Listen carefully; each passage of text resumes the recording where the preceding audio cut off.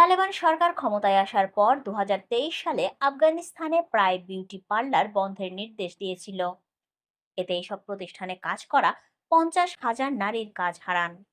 তবে অনেকেই গোপনে তাদের ব্যবসা চালিয়ে আসছিলেন। এবার তাদের ধরতে উঠে পড়ে লেগেছে তালেবান সরকার।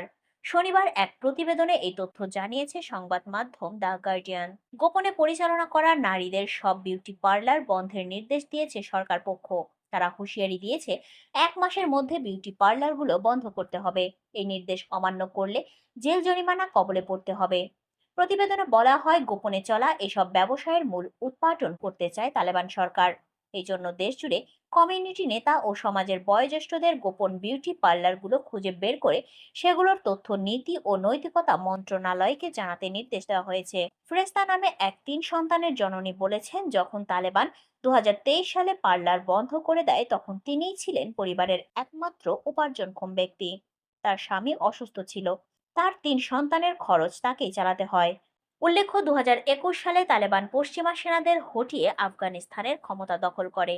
এরপর নারীদের বাড়ির বাইরের কাজে বিভিন্ন বিধিনিষেধ আরোপ করে তারা। এছাড়াও নারীদের পার্কে একা হাঁটা অথবা পুরুষ সঙ্গী ছাড়া ভ্রমণেও নিষেধাজ্ঞা দেওয়া হয়।